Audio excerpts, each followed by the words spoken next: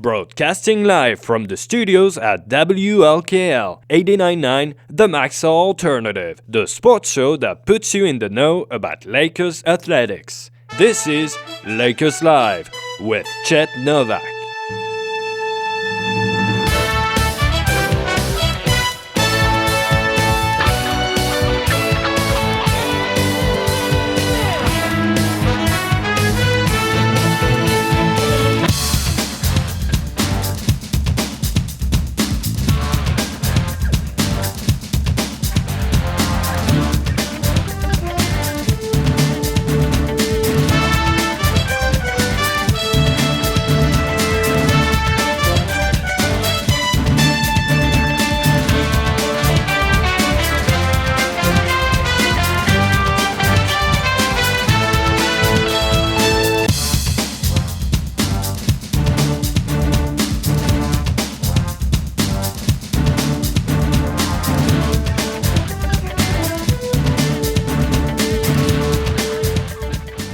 And now we move right along to our guest for Lakers Live, head coach Dave Johnson.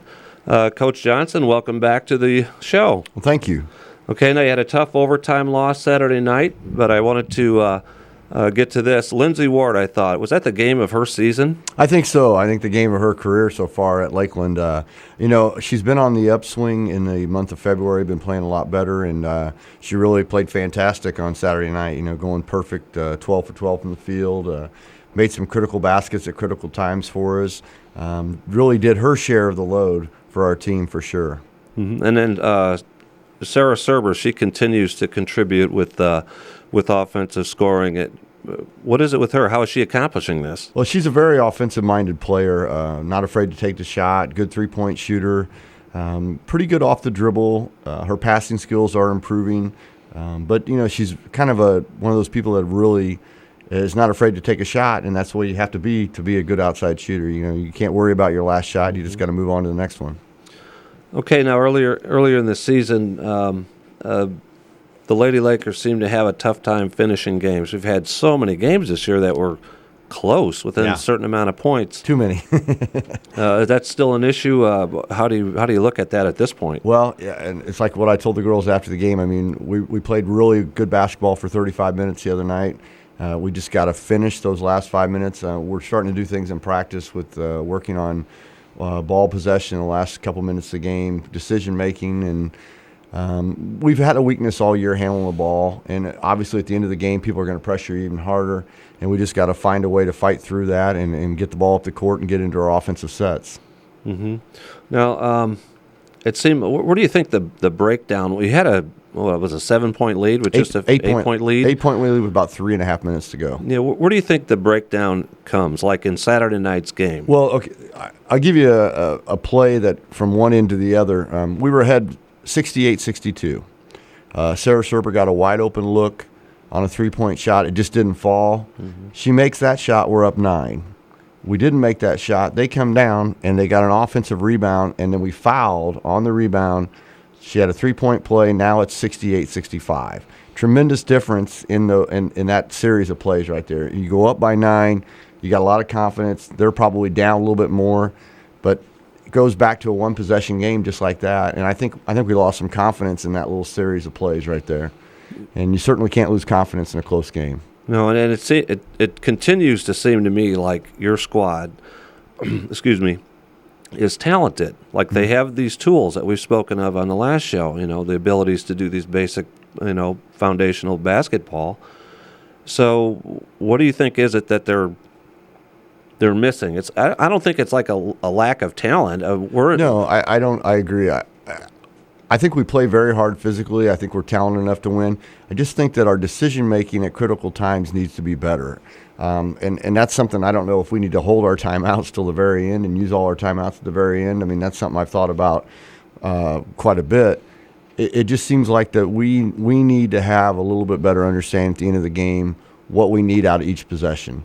And I hope that comes quickly here for us because obviously, time is running out for us. But we're definitely talented enough to win, and we play the first 35 minutes well enough to win. It's just we've got to play the last 5 minutes better.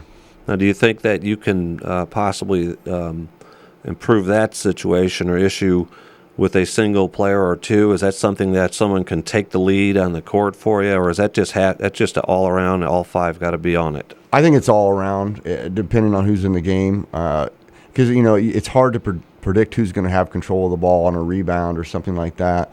So I think it's all of our kids just need to be more aware of the situation, time management, possession management. Okay, now you just mentioned that you might want to save some timeouts for those situations. That kind of brings to mind, are we trying to slow the game down? Are they getting in a panic mode? Is there a way that you can instruct them to slow it down in those times? I thought we played really fast the first half and actually most of the second half, and we like to play fast. At the end of the game, though, sometimes you got to value the time of the possession more than points. And we're up 8 with 2.5 minutes to go. If we just do a good job of controlling the possession and running that clock down and getting a quality shot, even if we don't score that shot, we've taken 25, 30 seconds off the clock and minimized their number of possessions in the last 2 minutes. And that's something we're not realizing. When you turn that ball over in the first 5 seconds of the shot clock, you're adding possessions to the game. And I think that's something we have to understand. And do you think that on Saturday night, for instance, do you think that you were shooting a little bit early on the shot clock, or do you at the end, I mean? Yeah. And a lot of it was just turnovers early in the shot clock. I mean, we had 3 possessions where we didn't have the ball more than 5 seconds before we turned it over. So, I mean, that adds time to their game. And when you're behind, you want to lengthen the game. And when you're ahead, you want to shorten the game. Mm-hmm. And we really have to understand that philosophy. Okay, so a little more mental preparation. Mm-hmm. And is that something you can teach into a practice, or? Well, we try. We try to put them in situations where they're ahead by 4 with a minute to go, or behind by 6 with 3 minutes to go. So it's something we do work on in practice. But practice doesn't have the same element as a game. I mean, it doesn't have the same atmosphere. You don't have the crowd. You don't have quite the intensity, and you also don't have that fear of losing in practice. Even if we make somebody run for losing, that's a very temporary thing, not like where losing a game sticks with you.